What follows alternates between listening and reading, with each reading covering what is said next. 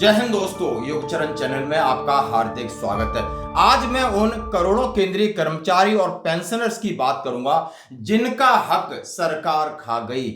सरकार की नीयत में खोट है। हाँ जी दोस्तों, सरकार के ऊपर लगातार दबाव बनाने के बावजूद सरकार का चौंकाने वाला जवाब हमें बहुत ज्यादा हतप्रभ करता है।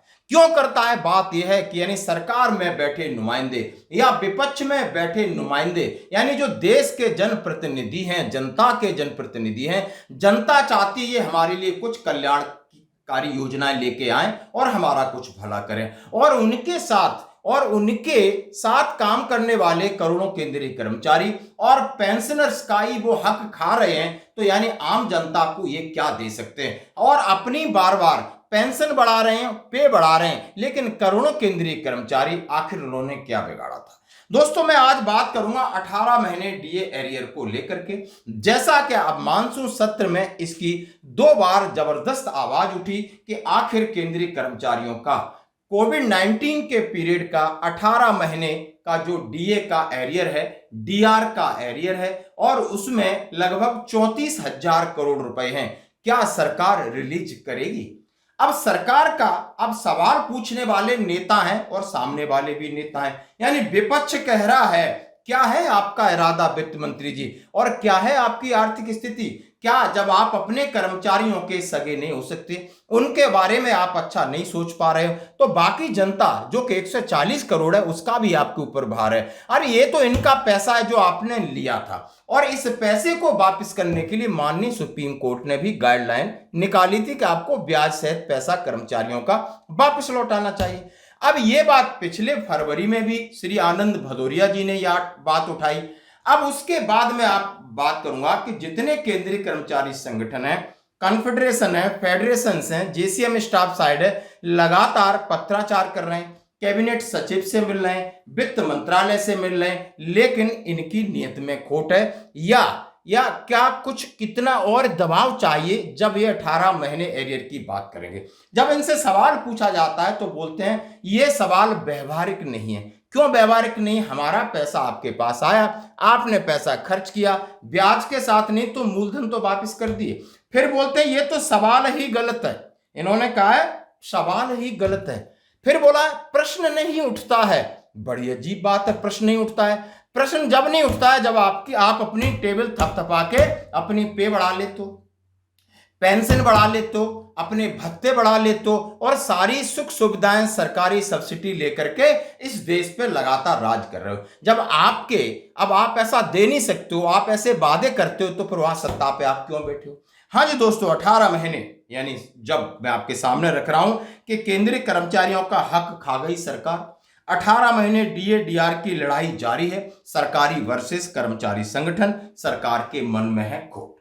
अब कर्मचारी संगठन की भी एक एक आपको बात सुनना होगा कि लगातार यानी 2021 के बाद से शुरू आई, उनसे यह पूछा गया कि आपका देने का इरादा है, तब बोला कि अभी हमारी स्थिति ऐसी नहीं है।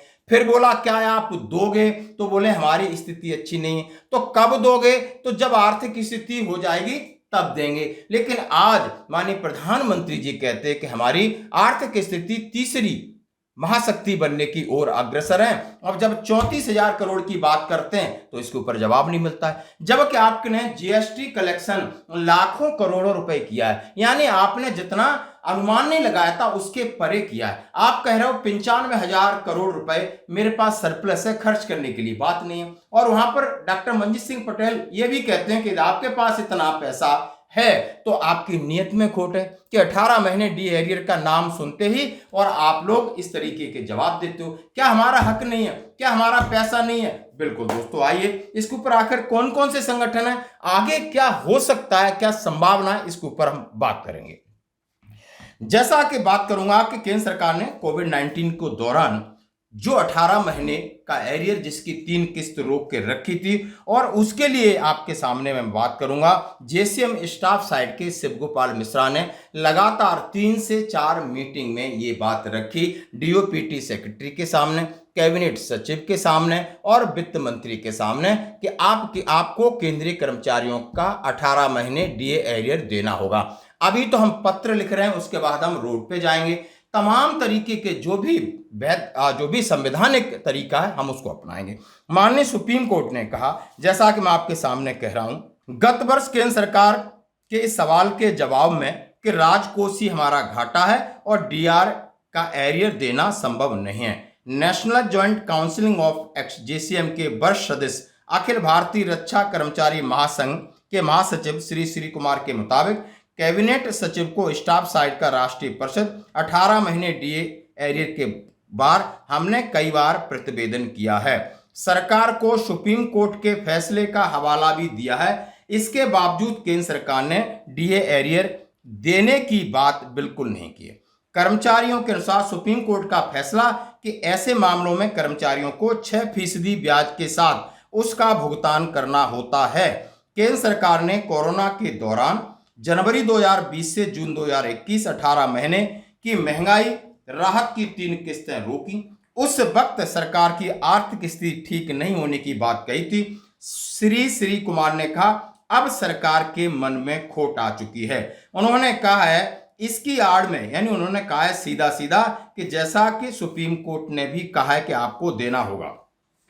Alliance of x paramilitary forces जो कि 24 घंटे नौकरी करते हैं, यानी आप सीएपीएफ की बात करूं, CRPF, CISF, BSF, SSB, ITBF, Assam Rifles, जितने लोग हैं जो 24 घंटे नौकरी करते हैं, उन्हें डिसेबिलिटी होती है, जान जोखिम में डालकर हमारे बॉर्डर की सिक्योरिटीज करते हैं, सब कुछ करते हैं, लेकिन उनका आप डीए यानी जो केंद्रीय कर्मचारी 24 घंटे नौकरी कर रहे हैं, बीवी बच्चों से दूर रहते हैं, उनके पास सिर्फ वेतन और पेंशन के अलावा कोई रोजगार और किसी तरीके का और कोई आय का साधन नहीं है। उन्होंने कहा कि सरकार अर्धसैनिक बलों पे तो मेहरबानी करे, आपने 34,000 करोड़ रुपए लौटाना चाहिए। एसोसिएशन के महासचिव रणवीर सिंह ने अपने ईमेल में केंद्रीय कर्मचारी व सरहदी सिपाहियों का बकाया भुगतान रखना महापाप है, उन्होंने इतनी तक बात कही।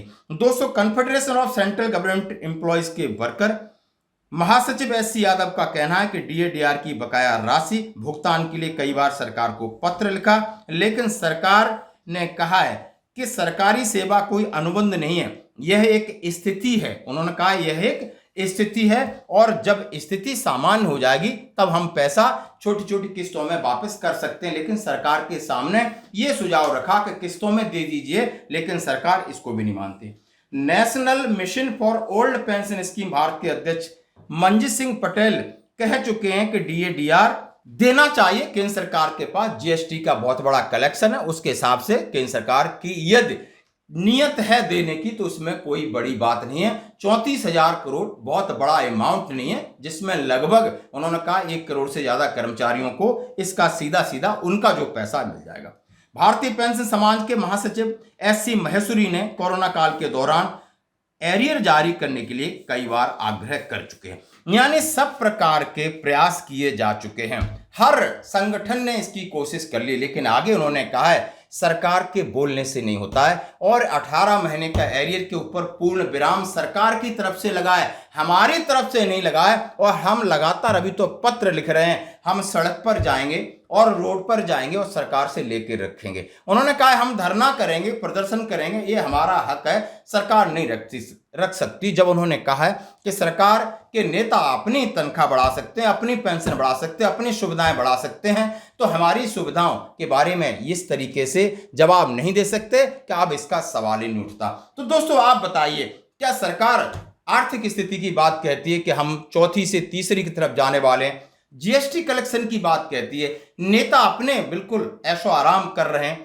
आपने देखा होगा यूपीएस को लेकर कितना बड़ा आंदोलन है, लेकिन वित्त मंत्री जी ने कहा ये तो हमारे विचार करने वाला ही सब्जेक्ट नहीं है। जहां पर उन्होंने ओपीएस के बारे में सीधा कहा है, ओल्ड पेंशन जो स्कीम है उसके ऊपर हम विचार करना ही छोड़ दिया है, 18 महीने के ऊपर विचार करना छोड़ दिया है।